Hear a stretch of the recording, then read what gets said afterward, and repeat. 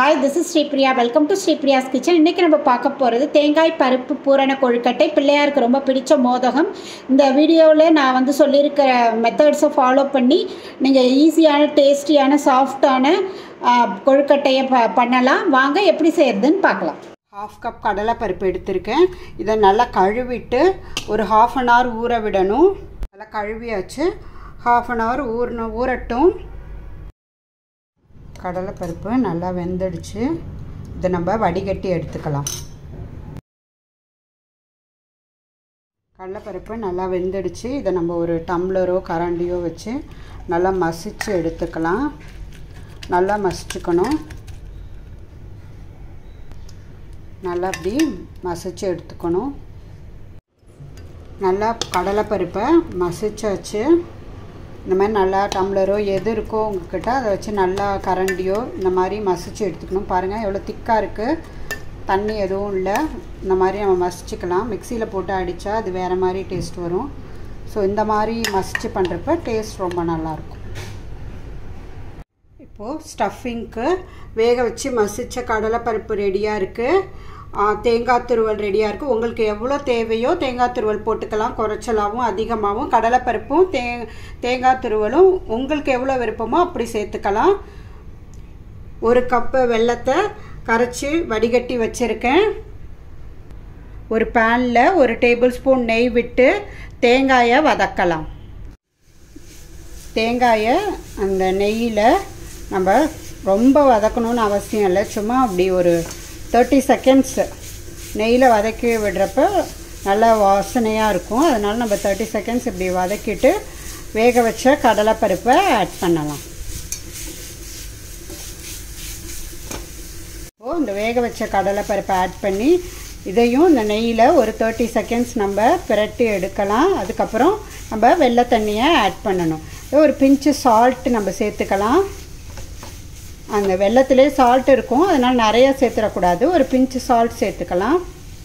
இப்போ கடலைப்பருப்பும் தேங்காயும் ஒன்றா கலந்துடுச்சு. இப்போ நம்ம கரைச்சி வச்ச வெல்லத்தை விட்டு மீடியம் ஃப்ளேமில் கொஞ்சம் ஏலக்காய் தூள் சேர்த்து கொஞ்சம் பிஞ்சு சால்ட் அண்ட் ஏலக்காய் தூள் சேர்த்து நம்ம நல்லா மிக்ஸ் பண்ணலாம். இது நல்லா கெட்டி பதத்துக்கு வரணும். பார்த்திங்கன்னா நல்லா திக்காக வந்துடுச்சு. எல்லாம் ரெடியாக இருந்தால் 5 மினிட்ஸ்லேயே இந்த பூரணத்தை ரெடி பண்ணிடலாம். பாருங்கள், இந்த கன்சிஸ்டன்சிலே நம்ம ஆஃப் பண்ணிடலாம். ஆறுனோன்னா இன்னும் நல்லா திக்காகிடும். இப்போ இந்த கடலைப்பருப்பு தேங்காய் பூரணம் ரெடி. 1 டம்ளர் வாட்டர் எடுத்திருக்கேன். 1 டம்ளர் கொழுக்கட்டை மாவு எடுக்க போகிறேன். ஸோ அதுக்கு 1 டம்ளர் வாட்டர் எடுத்திருக்கேன். 1 டேபிள் ஸ்பூன் நெய் விட்டுருக்கேன். 1 ஸ்பூன் சுகர் போட்டிருக்கேன். இது நல்லா கொதிக்கணும். கொதி வரட்டும்.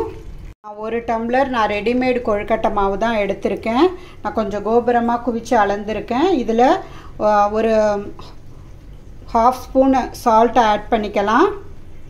தண்ணி கொதிக்க ஆரம்பிச்சிடுச்சு. இந்த ஸ்டேஜில் நம்ம ஸ்டவ்வை ஆஃப் பண்ணிவிட்டு உப்பு போட்டு கொஞ்சம் பிஞ்சு உப்பு போட்டு நான் எல்லா சைடும் மிக்ஸ் பண்ணி விட்டுருக்கேன். எல்லா தண்ணியும் விட்டுறக்கூடாது. நம்ம கொஞ்சம் கொஞ்சமாக விட்டு தான் நம்ம இது கிளறி கொடுக்கணும். ஏன்னா ஒரு இது கொழுக்கட்டை மாவும் ஒரு டைப்பில் இருக்கும். அதனால் நம்ம கேர்ஃபுல்லாக தான் விட்டு நம்ம கிளறணும். கொஞ்சம் கொஞ்சமாக விட்டு கிளறலாம். கையை வச்சு பண்ண வேண்டாம்.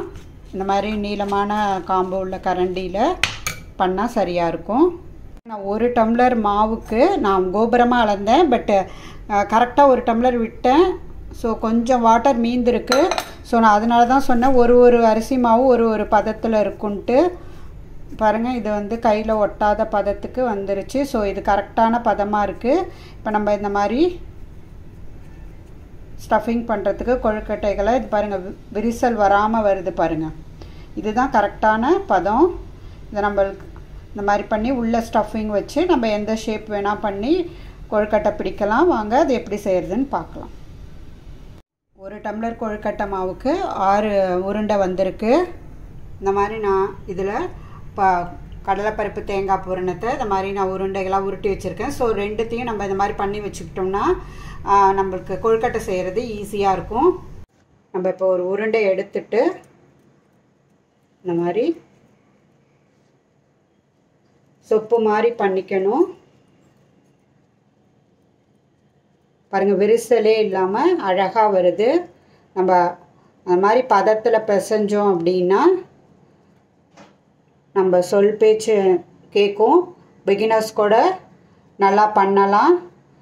இது ரொம்ப திக்காக இருக்க வேண்டாம். ஸோ நம்ம முடிஞ்ச அளவு இதை மெல்லிசாக வந்து அழுத்தி விட்டு நம்ம பிசைஞ்சு கொண்டு வரலாம். பாருங்கள், ரெடி ஆயிடுச்சு. இப்போ நம்ம உருட்டி வச்ச பூரணம் உங்களுக்கு எவ்வளோ தேவையோ அதை எடுத்துக்கோங்க. நம்ம இதுக்குள்ளே வச்சாச்சு. இப்போ எல்லா பக்கமும் நம்ம பண்ணிட்டு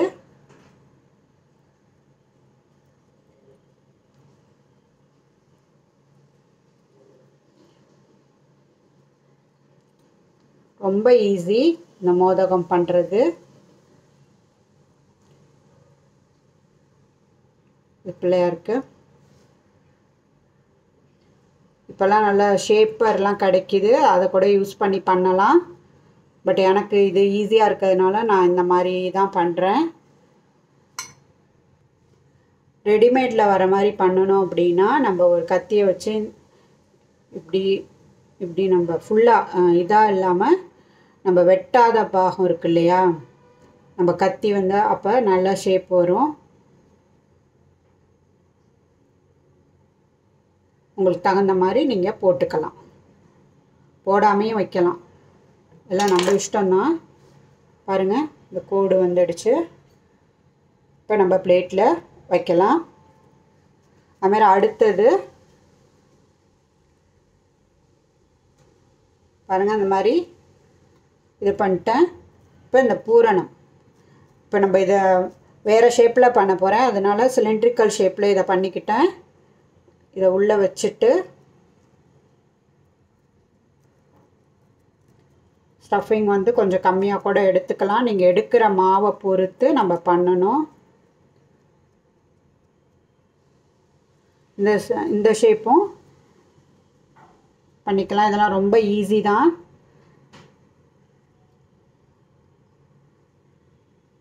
எக்ஸ்ட்ரா மாவு இருந்துச்சுன்னா எடுத்துடலாம், அப்படியே விடுறதுனாலும் விடலாம். நம்ம இந்த கொஞ்சம் இந்த வாட்டர் வச்சு இப்படி பண்ணோன்னா நம்மளுக்கு அந்த பளபளப்பு வரும். நம்ம மீதி இருந்துச்சு இல்லையா அந்த வாட்டர்,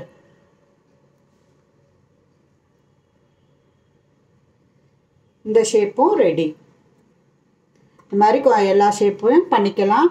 உருண்டையாக பண்ணுறதும் ரொம்ப ஈஸி. பாருங்கள், இந்த இது பண்ணியாச்சு. பூரணம் நம்ம இந்த இதுக்கு பண்ண மாதிரியே தான் இப்படி பண்ணால் ரொம்ப ஈஸி. அதே நம்ம இப்படி அமுக்கி விட்டுட்டு இப்படி ஃபுல்லாக இப்படி கொஞ்சம் தண்ணியை நம்ம டச் பண்ணிக்கிட்டு இப்படி பண்ணோம் அப்படின்னா நல்லா பளபளன்னு நல்லா வந்துடும். பாருங்கள், உருண்டை ஷேப்பில் மோதக கொழுக்கட்டை ரெடியாக இருக்குது. இந்த மாதிரி உங்களுக்கு எப்படி விருப்பமோ அப்படி பண்ணிக்கலாம்.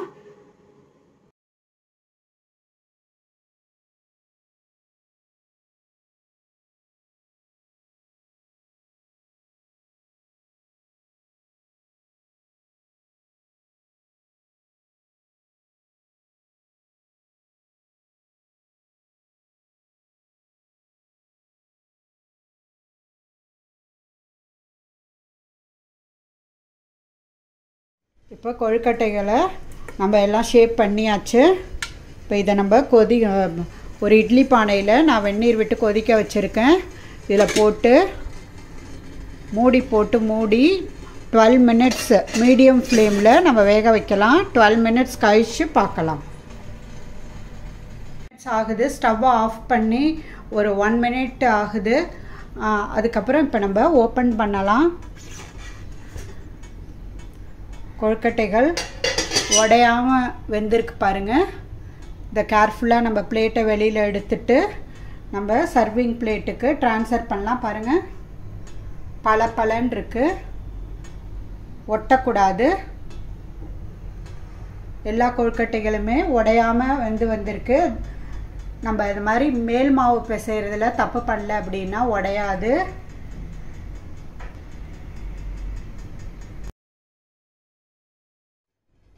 பாருங்கள், நம்ம அந்த தட்டிலேருந்து எடுக்கிறப்பையும் கேர்ஃபுல்லாக எடுக்கணும். சுட சுட எடுக்கிறப்ப பார்த்து தான் எடுக்கணும். அப்போ தான் உடையாமல் வெந்ததையும் உடையாமல் எடுக்க முடியும். இதை நம்ம பிள்ளையாருக்கு நெய்வேத்தியத்துக்கு வேறு பிளேட்டுக்கு ட்ரான்ஸ்ஃபர் பண்ணலாம். பிள்ளையாருக்கு நம்ம கொழுக்கட்டை நெய்வேத்தியத்துக்கு ரெடியாக இருக்குது. டேஸ்ட் பிள்ளையாருக்கு ரொம்ப பிடிச்ச மோதகத்தை இந்த மாதிரி நம்ம ஈஸியாக செஞ்சு சுவாமிக்கு நெய்வேத்தியம் பண்ணலாம். இந்த ரெசிபி உங்களுக்கு பிடிச்சிருந்துச்சுன்னா லைக் பண்ணுங்கள், ஷேர் பண்ணுங்கள் அண்ட் சப்ஸ்கிரைப் பண்ணுங்கள். நன்றி, வணக்கம்.